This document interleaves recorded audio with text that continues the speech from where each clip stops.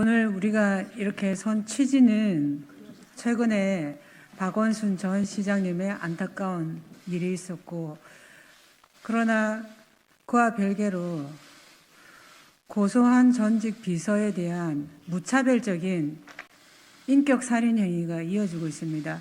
그에 대해서 우리 미래통합당 의원들이 고소인에 대한 2차 가해를 중단하라는 그런 촉구하는 자리입니다.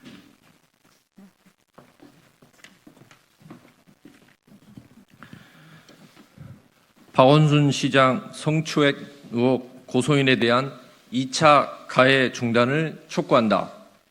먼저 고 박원순 서울시장의 안타까운 선택에 애도를 표하며 유가족들에게도 위로의 말씀을 드린다. 박 시장의 극단적 선택에 대한 충격과 동시에 지난 8일 오후 서울지방경찰청에는 박 시장의 성추행 관련 고소장이 접수됐고 피해자는 전직 비서라는 소식이 전해졌다. 일각에서는 이번 사태의 충격으로 인해 그 책임을 성추행 의혹 피해 당사자에게 돌리고 있다. 피해 호소 여성에 대한 2차 가해와 신상 털기가 심각한 지경에 이르고 있다. 도를 넘는 2차 가해는 어렵사리 용기를 내서 고소를 한 피해자를 더 큰 충격에 빠뜨릴 것이 분명하다. 고인을 애도하는 마음은 충분히 이해하고 또한 이에 대한 예의는 갖추어야 한다. 그러나 삼선 서울시장이라는 큰 산 앞에서 두려움으로 인해 수년 동안 용기를 내지 못했을 피해자는 이제 누가 보호해야 하는가?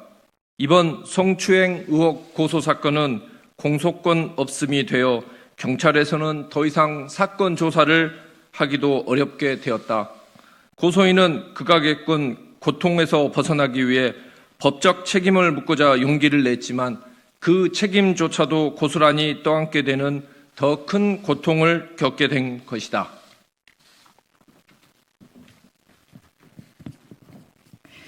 우리는 권력을 가진 자의 성범죄 사건에서 가해자보다는 피해자가 더 큰 고통과 사회적 비난을 감내하는 상황을 여러 번 겪어왔고 지켜봤다. 정당한 법적 절차를 통해 자신을 지키고 보호받고자 용기를 낸 약자에게 더 이상 또 다른 상처를 주는 일이 발생해서는 안 된다. 고소인에 대한 2차 가해는 더 이상 사건의 진위를 조사할 수 없는 상황에서 한 사람에게 너무나 큰 짐을 지우는 일임을 깊이 인식해야 한다. 또한 이런 일이 되풀이된다면 앞으로 권력형 성범죄 사건에서 아무도 입을 열지 않을 것이다. 고소인에 대한 2차 가해를 즉시 중단할 것을 촉구한다.